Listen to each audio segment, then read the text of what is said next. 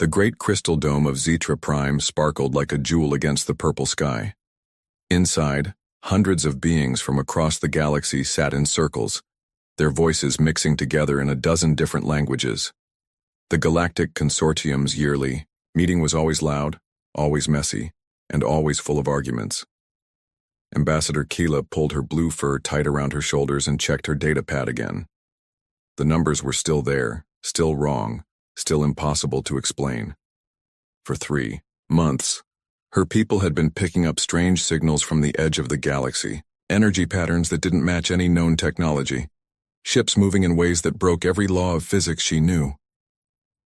"Elder Vorthak," she called out, raising her voice above the chatter.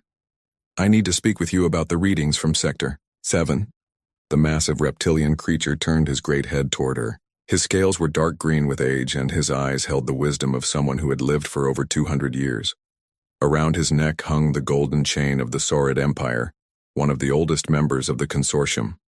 "Ah, young Kayla," Vorthak's voice rumbled like distant thunder.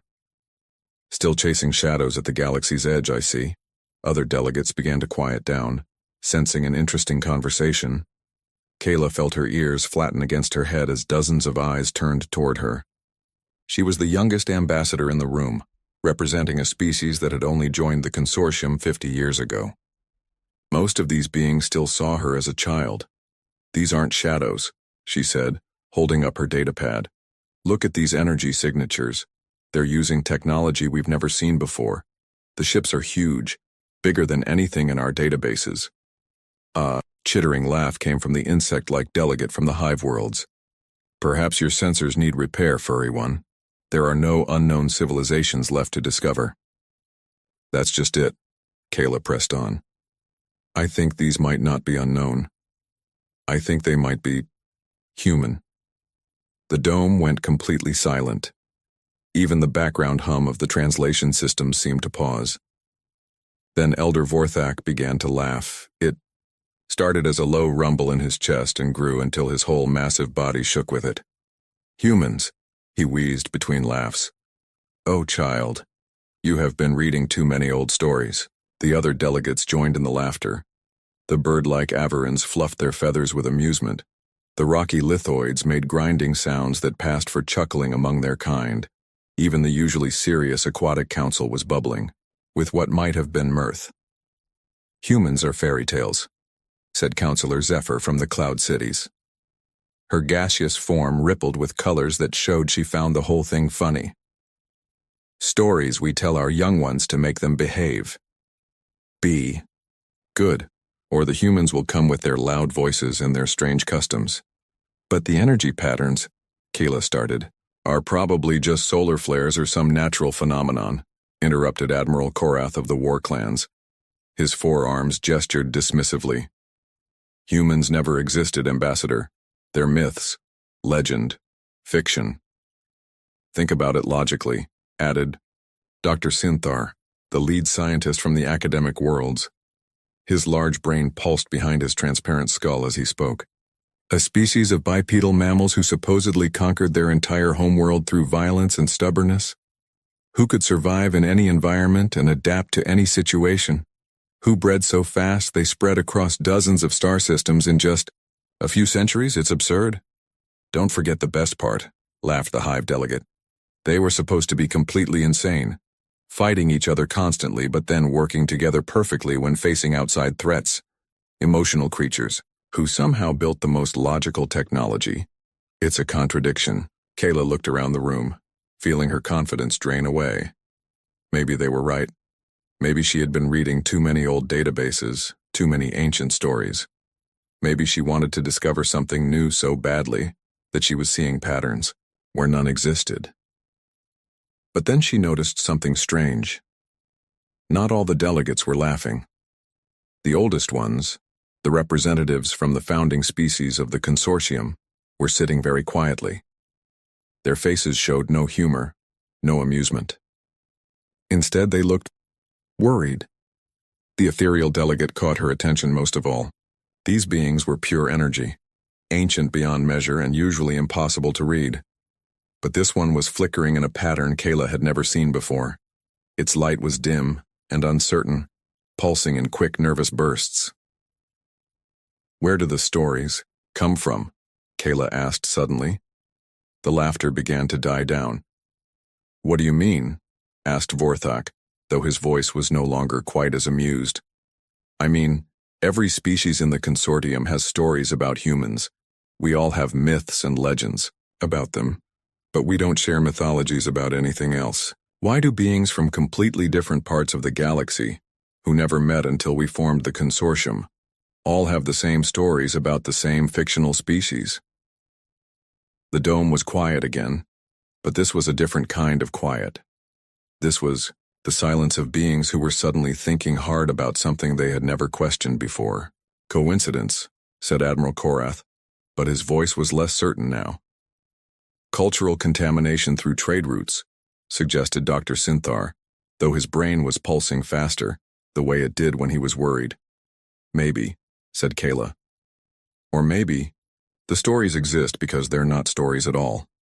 Elder Vorthak stood up to his full impressive height. His voice carried the authority of age and power. "That's enough. This discussion is over. There are no humans, there never were humans, and there never will be humans. The galaxy is safer without such dangerous fantasies." The formal session ended soon after, but Kayla noticed something interesting. As the delegates filed out of the dome, the oldest ones stayed behind. They gathered in small groups, speaking in whispers that their translation devices couldn't pick up. When younger delegates approached, these conversations stopped immediately. Keela lingered near one of the crystal pillars, pretending to organize her notes while listening. She caught fragments of words in languages so old her translator had trouble with them. Words like awakening and return and the deep places. The ethereal delegate drifted past her, and for just a moment, its energy field touched hers. In that brief contact, she felt something that chilled her to her core. Fear. Ancient deep fear that had been carried for thousands of years. As Kayla finally left the dome and walked through the glowing streets of Zetra Prime, she couldn't shake the feeling that something important had just happened. The laughter of the younger delegates had been too loud, too forced. The silence of the older ones had been too complete. She looked up at the purple sky, where 3 moons hung like pearls against the darkness. Somewhere out there, at the edge of known space, strange ships were moving with impossible technology. Ships that her instruments said were real, even if everyone else said they couldn't be. That night, as she prepared her official report, Kayla made 2 decisions. First, she would file the energy readings exactly as her sensors had recorded them, no matter what anyone said. Second, she would start researching the oldest databases she could find, looking for any mention of humans that wasn't labeled as mythology. Because if the stories were true, if humans had once existed, then the galaxy was about to discover that some legends are more dangerous than anyone imagined. The readings from Sector 7 were getting stronger every day. 3 months after the meeting on Zetra Prime, the mining station Kepler 7 went silent. The station was nothing special, just a collection of metal buildings stuck to the side of a large asteroid in a system nobody cared about. 500 workers from a dozen different species spent their days digging rare metals from the rock. It was boring work, but it paid well, and the asteroid was rich with materials the consortium needed. Captain Drex of the investigation ship Thunder's Edge stared at his scanner readings and scratched his scaled chin. His ship hung in space near the asteroid, along with 4 other vessels from the consortium fleet. Everything looked normal from the outside. The station's lights were on. The mining equipment was still running. The communication dishes were pointed in the right directions, but nobody was answering their calls. "Sir," his communications officer called from across the bridge. "I'm picking up the automated systems. Life support is working. Artificial gravity is stable. Even the coffee makers in the break rooms are running on schedule. But no people, no people." Captain Drex was a practical being. He came from a species that had been exploring space for over 3,000 years, and he had seen strange things before. Empty ships, dead stations, colonies that had simply vanished. Space was dangerous, and sometimes entire populations died, from disease, accidents, or pirate attacks. But this was different. When populations died, they left bodies behind. When pirates attacked, they took valuable things with them. When accidents happened, there was damage to see. Kepler-7 looked like everyone had just left. Take us closer, Drex ordered. Full sensor sweep. I want to know what happened here. As the Thunder's Edge approached the asteroid, more details became clear. The docking bays were empty but not damaged. The mining tunnels were still lit and pressurized. In the central hub, security cameras were still recording. Captain, the sensor officer said, her voice puzzled. I'm reading personal belongings in all the quarters. Clothes, pictures, books, games. Even meals left half-eaten in the dining areas. Any signs of struggle? Weapon discharge? Breach alarms? Nothing. It's like they all just decided to leave at the exact same time, but only took the clothes they were wearing. The boarding party found exactly what the sensors had shown them. Kepler-7 was a ghost station, but a very neat and tidy ghost station. In the quarters, beds were made and personal items were arranged carefully on shelves. In the workshops, tools were cleaned and put away properly. Even the waste recycling systems had been emptied and serviced. Dr. Yanara, the team's xenoarchaeologist, stood in the middle of the main cafeteria and turned slowly in a circle. She was an expert in reading the signs that civilizations left behind, and this scene made no sense to her. Captain Drex, she called through her communicator. You need to see the security footage. In the station's control room, they gathered around the main screen. The footage showed the normal routine of a mining station. Workers eating breakfast, checking schedules, heading to their jobs in the tunnels. Everything looked completely ordinary until 1447 station time on the day the communications stopped. At exactly that moment, every person on the station stopped what they were doing. The miners put down their tools. The cooks turned off their stoves. The administrators saved their work and closed their computers. Children in the daycare center stopped playing with their toys. Even the babies in the nursery stopped crying. All of them looked up at the ceiling with the same expression. Their faces showed wonder, fear, and something that might have been recognition. They stood like that for almost 10 minutes, completely motionless, as if they were listening to something the cameras couldn't record. Then, as if they had all received the same silent signal, they walked calmly toward the shuttle bays. The footage showed them boarding the station's transport ships in perfect order. No pushing, no panic, no confusion. They loaded supplies and personal items as if they were going on a planned trip. Parents carried children. Workers helped the elderly and disabled. Everyone moved with quiet purpose. The last image showed the final shuttle lifting away from the docking bay, leaving Kepler-7 completely empty. This is impossible, Captain Drex said. Mass hallucination? Some kind of mind control? Dr. Yanara wasn't watching the screen anymore. She was studying her scanner, and her face had gone pale. Captain, I'm reading something else. These symbols, carved into the asteroid's surface, they weren't here in the station's original construction reports. They found the carvings on the outer hull of the main habitat, etched deep into the metal in lines that still glowed faintly with residual heat.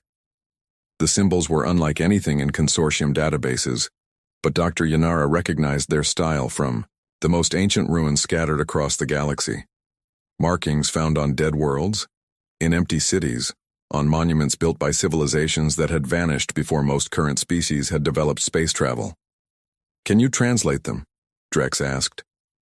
I think so. These symbols appear in several extinct languages. They all say the same thing. She paused, checking her readings again. We remember. We return.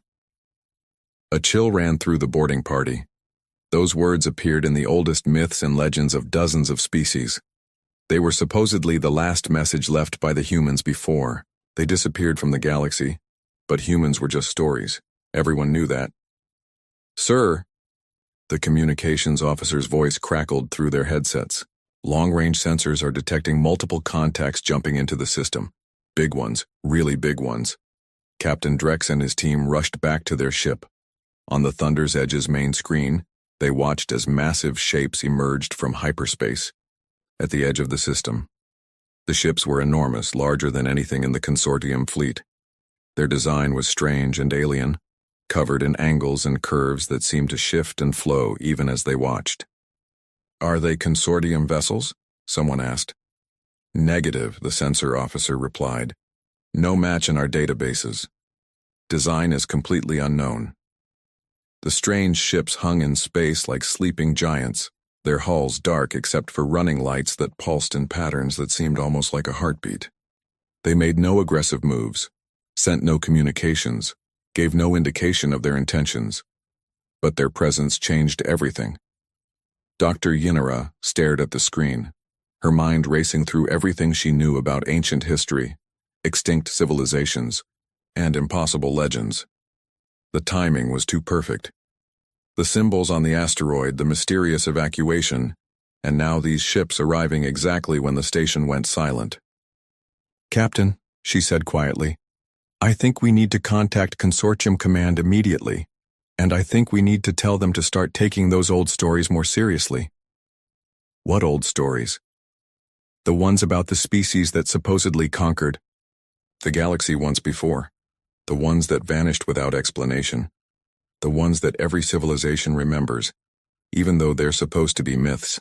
Captain Drex looked at the massive ships on his screen, then at the empty asteroid where 500 beings had simply walked away from their lives because something had called to them.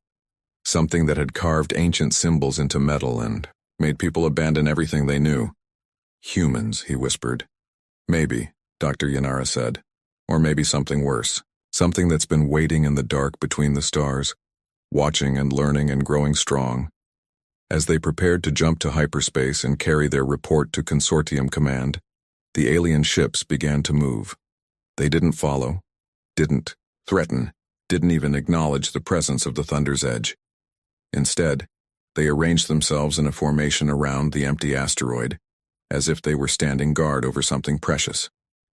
The last thing Captain Drex saw before his ship jumped away was more carvings appearing on the asteroid's surface, glowing briefly as if written by invisible hands. Dr. Yinara managed to scan them before they lost visual contact.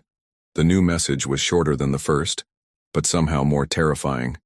"We have not forgotten what you did to us." Admiral Thresia stood on the bridge of her flagship, the Eternal Vigilance, and watched the impossible happen. Across the galaxy, similar scenes were playing out on dozens of worlds as the Consortium's greatest military minds tried to understand what they were seeing.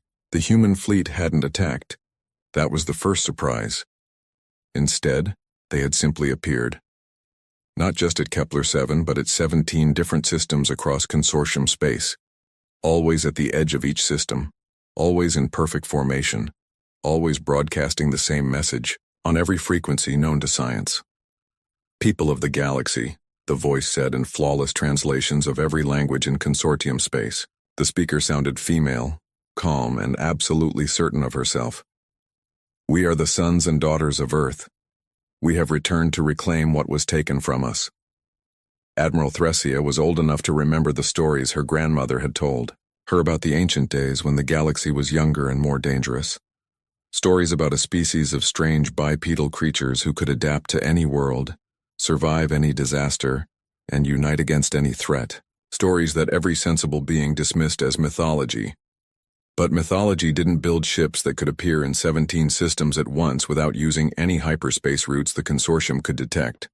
Mythology didn't broadcast in languages that had been dead for thousands of years. "Status report," she ordered. Commander Yalk, her second in command, consulted his datapad with shaking hands. 17 fleets, Admiral. Each one has between 50 and 200 ships. The smallest vessels are larger than our biggest dreadnoughts. We're trying to scan their weapons and defensive systems, but our sensors can't penetrate their hulls. It's like they're made of empty space. On the main screen, the nearest human ship dominated the view. It was impossibly huge, easily 10 times the size of the Eternal Vigilance, and covered in what looked like smooth black metal that seemed to absorb light rather than reflect it. Strange symbols glowed along its hull in patterns that hurt to look at directly. "Have they responded to our first contact protocols?" Thresia asked. "Yes, Admiral. They're requesting direct communication with Consortium leadership. They say they're not interested in talking to military commanders. That was the second surprise. Every species the consortium had ever encountered wanted to establish military strength before attempting diplomacy. It was the universal way things were done. You showed your weapons, demonstrated your power, and then negotiated from a position of respect. But the humans seemed to consider the consortium military beneath their notice. "Patch me through to their fleet commander," Thresia ordered. "Full diplomatic protocols." The screen flickered, and suddenly she was looking at something that shouldn't exist. A human face, exactly like the ones described in the old stories. Bipedal mammalian with forward-facing eyes and a mouth that could form expressions no other species could make. The being appeared to be female, with short dark hair and skin the color of desert sand. She wore a uniform of dark blue material with silver markings that might have been rank insignia. "Admiral Thresia of the Consortium Third Fleet," the human said before Thresia could speak. "Born on Kavak Prime 63 years ago. Graduated top of your class from the Naval Academy. Married to Engineer Borthak. 2 children, both serving in the Consortium Civil Service. You collect ancient pottery and grow orchids in your spare time." The bridge went dead silent. Every being present stared at the screen in shock. "How do you know that?" Thresia whispered. "We know many things, Admiral. I am Admiral Chen of the Terran Expeditionary Force. You may consider this our formal introduction to galactic society." "Terran? You mean, you really are human?" "Admiral." Chen's mouth curved upward in what the old stories called a smile, though this one held no warmth. "We are what remains of humanity, yes, though perhaps not the humanity your ancestors remembered." "Our ancestors?" "Admiral Chen, I think there's been some mistake. Humans are, that is, the historical records show. The historical records show whatever the consortium wanted them to show." Chen's voice remained calm, but something dangerous flickered in her eyes. "Tell me, Admiral, what do your oldest archives say about the Terran systems, about Earth and its colonies? About the 37 worlds where humans lived and built and dreamed of a peaceful galaxy?" Thresia felt a cold certainty settling in her stomach. "The archives list those systems as uninhabited. They always have been. Convenient. And what about the billions of humans who supposedly never existed? The cities we built, the art we created, the children we raised, all just imagination?" Thresia found herself unable to speak. The implications were too enormous, too terrible to consider. Admiral Chen leaned forward slightly. "We have demands, Admiral. 3 simple requests that the Consortium Council will fulfill within 1 standard galactic year." "What demands?" "First, the return of all human artifacts, cultural items, and biological samples currently held in consortium museums, research facilities, and private collections. Second, the evacuation of all non-human populations from the 37 star systems that belong to humanity. Third, reparations for what your people call the Great Silence, but which we remember as the Great Murder." The words hit Admiral Thresia like physical blows. "Admiral Chen, I don't understand what you're talking about. There was no great murder. Humans were never, that is, according to our records. According to your records, we never existed. But we remember, Admiral. We remember everything. The attack fleets that came without warning, the orbital bombardments that turned our worlds to glass, the hunting parties that tracked down every human ship, every human colony, every human child who tried to hide in the dark between the stars." Chen stood up, and behind her, Thresia could see other humans working at stations that seemed to be grown from living crystal, rather than built from metal. "But some of us survived. Some of us escaped to places your people couldn't find. We've spent 3,000 years growing strong, learning about the galaxy that tried to erase us and preparing for this moment." 3,000 years? Thresia's voice was barely a whisper. "Oh yes, Admiral. We are very patient when we need to be. It's one of those famous human traits your mythology remembers. We don't give up, we don't forgive, and we never forget." The communication channel filled with new voices as other human ships joined the conversation. Dozens of admirals, captains, and commanders all speaking in perfect harmony. "We are the children of Earth, scattered among the stars. We are the inheritors of a murdered civilization. We are the species you tried to erase from history. We are humanity, and we have returned." Admiral Chen raised her hand and the chorus fell silent. "You have 1 year, Admiral Thresia. 1 year to convince the Consortium Council that cooperation is preferable to the alternative. 1 year to return what belongs to us and abandon what you stole from us. And if the Council refuses?" Chen's smile returned, and this time it was even colder than before. "Then you'll discover why the founding members of your consortium were so afraid of humans that they decided genocide was the only solution. You'll learn why we were considered dangerous enough to justify the murder of 30 billion innocent beings. But you're not attacking now. You're talking instead of fighting. That doesn't seem so dangerous." "Admiral," Chen said softly, "the most dangerous thing about humans was never our weapons or our technology. It was our ability to unite every thinking being in the galaxy against a common enemy. It was our talent for making others believe in justice, freedom, and the right of all species to exist without fear." She gestured to something off-screen, and Admiral Thresia's sensors detected new movement throughout the system. Ships were emerging from hyperspace.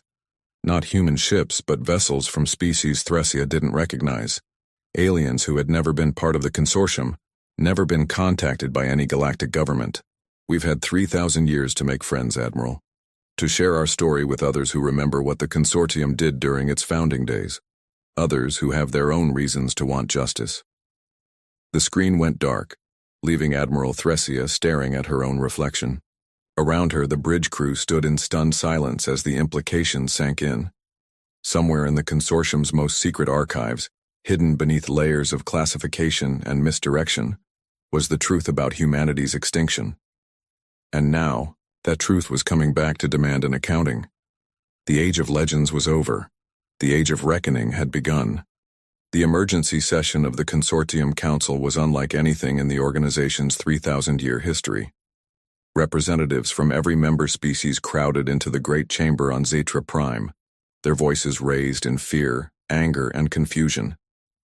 Above them, holographic displays showed the human fleets that now surrounded dozens of key worlds, waiting with patient menace. Ambassador Kayla sat in the junior delegates section, her datapad clutched in her trembling hands. 3 months ago, she had tried to warn them. 3 months ago, they had laughed at her. Now, as she watched the chaos around her, she felt no satisfaction in being right. Only terror at what it might mean.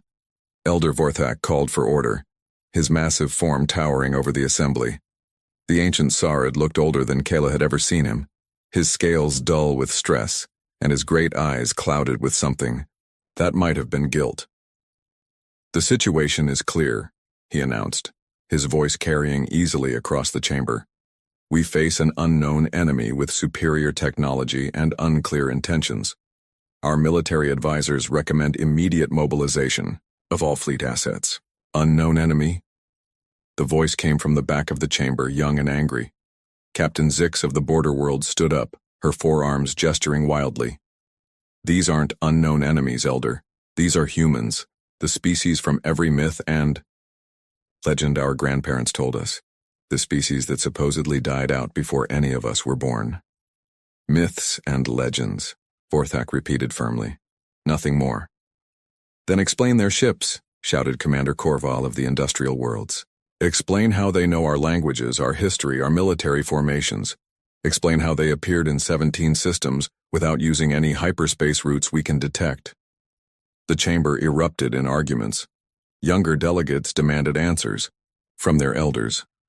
Military representatives called for immediate attack. Scientists begged for more time to study the impossible technology they were seeing. Through it all, the oldest members of the council sat in silence. Ambassador Kayla noticed them first. The ethereals, whose energy forms flickered with nervous patterns. The ancient lithoids, whose rock-like faces showed expressions she had never seen before. The deep swimmers, who had refused to answer any questions since the human fleets appeared. And at the center of them all, the being that everyone called the Archivist. Nobody knew what species the Archivist belonged to. It was old beyond measure, a creature of metal and crystal and strange energies that had been present at the founding of the consortium. It rarely spoke, but when it did, Its words carried the weight of ultimate authority. Now it sat motionless, its crystalline eyes fixed on something only it could see. "Archivist," Elder Vorthak said, his voice suddenly respectful. "We require access to the deepest historical archives. These humans claim knowledge of events that predate all our records." The archivist's voice was like wind through broken glass. "Some knowledge is buried for good reason. The safety of the galaxy is at stake," Vorthak pressed. "If these beings pose a threat, the threat was ended long ago." The words came from an ethereal delegate, its energy form pulsing with colors that spoke of ancient pain. "We made sure of that." The chamber fell silent. Even the argument stopped as every being present turned to stare at the speaker. "What do you mean?" asked a young delegate from the mining worlds. The ethereal's form shifted, becoming more solid, more defined. When it spoke again, its voice carried the weight of 3 millennia. "We mean that some of us are old enough to remember the truth, old enough to remember the humans." "That's impossible," said Dr. Sinther, his large brain pulsing rapidly. "Humans are mythological. There's no evidence they ever existed. No evidence because we destroyed it all." Another voice joined the conversation. This time it was one of the ancient lithoids, its rocky form grinding as it moved. Every record, every artifact, every trace that they had ever lived. The silence in the chamber was complete now. Hundreds of beings stared at the oldest members of the council, trying to understand what they were hearing. "We had no choice," whispered a delegate from the deep worlds, its aquatic form trembling in its environmental suit. They were spreading, too fast, asking too many questions, uniting species that had been enemies for centuries. Ambassador Kayla found her voice. You're saying humans really existed? And you killed them all?" "Not all," the ethereal replied sadly. "We thought we had, but obviously some escaped. Some survived in places we couldn't find them. They've been out there all this time, growing stronger, planning their return." The revelation hit the chamber like a physical blow. Delegates began, shouting questions, accusations, demands for explanation. But through the chaos, Elder Vorthak's voice cut like a blade. "Why?" he asked simply. "Why would the founding species commit genocide against an entire civilization?" The archivist finally moved, its crystalline form rising from its seat. When it spoke, its words silenced every other voice in the chamber. Because they were everything we feared they would be. Because they were exactly what their legends claimed. They were unity in diversity, strength through cooperation, progress through understanding. They were what we could have become if we had been brave enough to follow their path. "I don't understand," said Captain Zix. "Humans didn't conquer through force," the archivist continued. "They conquered through friendship. Every species they met became their ally. Every world they visited became better than it was before. They shared technology freely, solved conflicts peacefully, and made enemies into friends with nothing more than patience and genuine care." "That sounds wonderful," said a delegate from the peaceful worlds. "Why was that dangerous?" "Because it threatened everything the galaxy's power structure was built on." The ethereal's form was dim now, flickering with shame. The founding species ruled through fear, through careful balance of power, through keeping other races dependent and divided. Humans offered a different way, a better way. "They were making us obsolete," added the lithoid. "Not through conquest, but through example. Species were abandoning their old alliances to join the human commonwealth.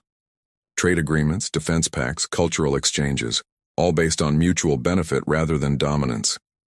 The young delegates were horrified. The older ones looked sick. Ambassador Kayla felt as if her entire understanding of galactic history was crumbling around her. "So you decided to destroy them," she said.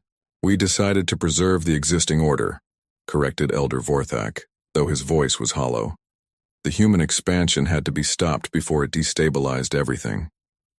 "And now they're back," said Captain Zix quietly. "Now they're back, and they remember what you did to them."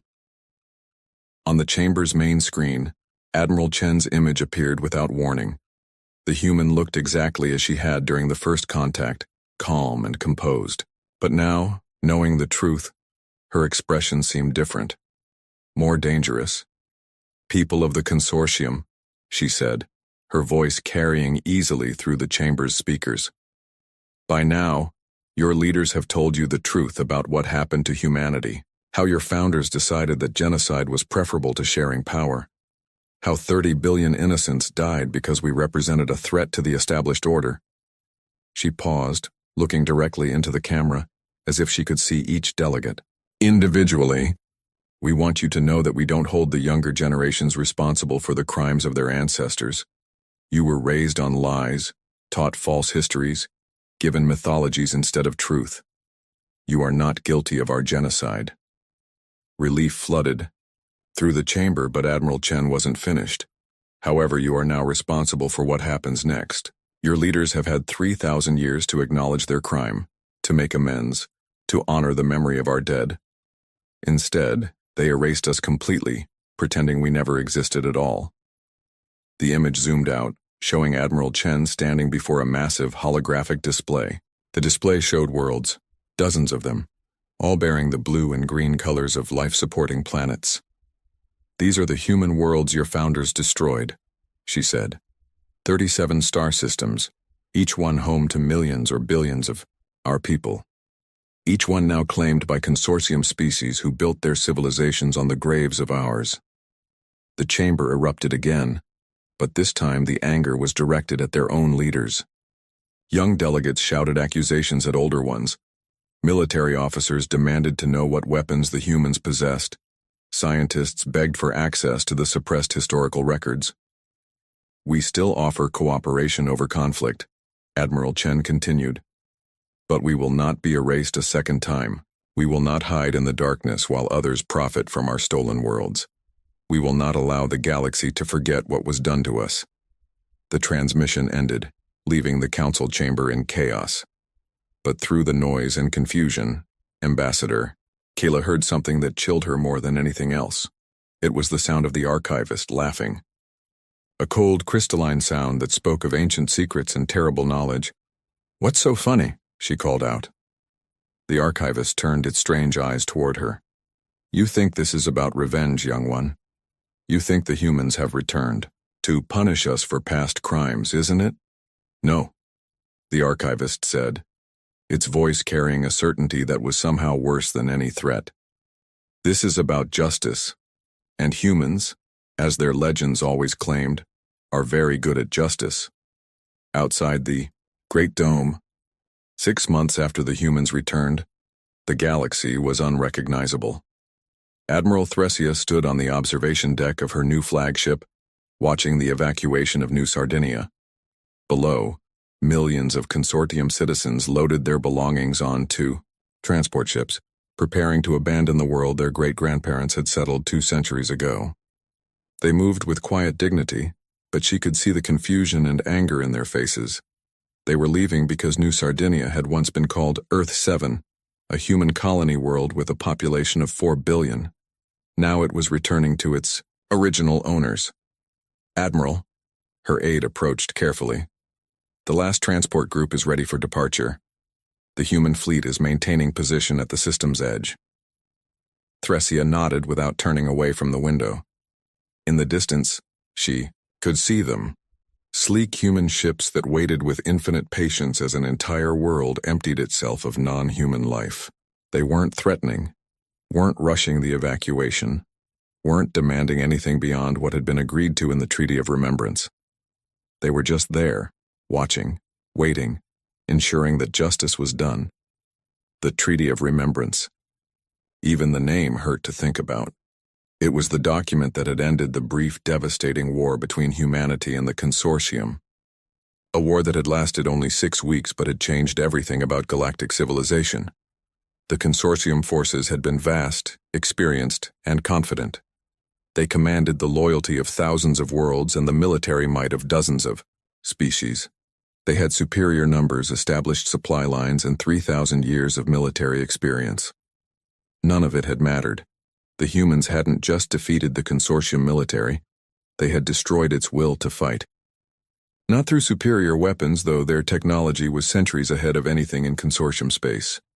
Not through tactical brilliance, though their battle strategies were unlike anything galactic military academies had ever taught. They had won through the power of truth. Every battle had been broadcast across the galaxy, not just the fighting but the conversations that came before and after. Human commanders speaking directly to consortium crews, telling them the real history of their civilization, showing them evidence of the great murder that their governments had hidden, revealing the lies that had shaped galactic politics for 3 millennia. Admiral Thressia remembered the moment when her own fleet had turned against her. She had been commanding a task force of 40 ships, preparing to engage a small human squadron near the Vega colonies. Her crews were confident, loyal, ready to fight for the consortium they had sworn to serve. Then Admiral Chen herself had appeared on every communication channel in the fleet, not to threaten or demand surrender, but to show them something impossible. Captain Ulara of the destroyer Swift Justice, she had said, speaking directly to one of Thressia's subordinate commanders. Your homeworld of Kelleran Prime was settled by refugees from the Kelleran Wars, wasn't it? Your people spent 2 centuries rebuilding after those conflicts destroyed your original civilization. Yes, Captain Ulara had replied, confused but unwilling to be rude during what seemed to be a peaceful contact. The wars that destroyed your world were funded by the consortium founders, Admiral Chen had continued. They needed Kelleran Prime empty, so they could use it as a naval base during the human genocide. Your people were deliberately driven from their homes to serve someone else's military needs. Then she had shown them the evidence. Financial records from 3,000 years ago. Military communications discussing the Kelleran relocation project. Orders from the highest levels of consortium leadership authorizing the destruction of a peaceful civilization. Captain Ulara's world had been destroyed not by random tragedy but by deliberate policy. Her people had been made refugees to serve the genocide of another species. The reaction had been immediate and explosive. Captain Ulara had turned her guns on Admiral Thressia's flagship. Within hours, half the task force was in mutiny. Within days, entire consortium worlds were demanding answers from their governments. That scene had played out across the galaxy as humanity shared 3,000 years of suppressed evidence. Financial records, military communications, classified orders, personal diaries from the beings who had planned and executed the great murder. All of it preserved in human memory banks, all of it authenticated by the galaxy's own computer systems. The truth had spread faster than any military campaign could have stopped it. Species learned that their histories were lies, their governments were built on genocide, their civilizations were constructed on stolen graves. The consortium began tearing itself apart from within. The war had ended not with humanity's victory, but with the consortium's collapse. Admiral, her aide's voice brought Thressia back to the present. The evacuation is complete. The system is clear of all non-human populations. Through the observation window, she watched the first human ships, approaching New Sardinia. They moved slowly, almost reverently, as if approaching something sacred, which she supposed they were. These were the first humans to set foot on one of their ancestral worlds in 3,000 years. Signal the human fleet, she ordered. Inform Admiral Chen that the transfer is complete. New Sardinia is returned to human control. Understood, Admiral. Should we set course for the next evacuation zone? Thressia nodded. 36 more worlds to go. 36 more planets where consortium species would pack their lives into cargo containers and leave their homes forever. It was justice, she supposed, but it felt like punishment all the same. Her communicator chimed with an incoming message. Admiral Chen's face appeared on the screen, looking exactly as composed as always. Admiral Thressia, I wanted to personally thank you for your cooperation during the evacuation process. Your people have conducted themselves with honor throughout this transition. Thank you, Admiral Chen. Though I have to ask, what happens to us now? The consortium is finished. Most of our governments have collapsed. Our people are scattered across refugee camps and temporary settlements. We're a civilization without a home, Admiral Chen's expression softened slightly. That depends on what you choose to become, Admiral. The Treaty of Remembrance guarantees the right of all species to exist peacefully within their own territories. Humanity has no interest in conquering or ruling over others. We never did. But the balance of power has shifted completely. You control the most advanced technology, the strongest military, the most accurate historical records. How do we know you won't become the tyrants your predecessors feared you would be? Because, Admiral Chen said simply, tyranny was never what made humans dangerous. What made us dangerous was our refusal to accept that the galaxy had to choose between oppression and chaos. We proved that cooperation was possible, that diversity was strength, that different species could work together for mutual benefit. She paused, and for the first time since the humans had returned, Thresia saw something other than calm certainty in her eyes. She saw hope. The old consortium was built on fear and lies. Admiral Chen continued. What comes next can be built on truth and trust. But that choice belongs to all of us, not just humanity. We can help, we can guide, we can share what we've learned during our exile. But we won't rule. We won't impose our will on others. We won't become what we fought against. And if someone decides they don't want to cooperate, if old hatreds and prejudices resurface, Admiral Chen's smile was sad but determined. Then we'll do what we've always done, Admiral. We'll try to make friends of our enemies. We'll try to find common ground. We'll try to prove that there's a better way.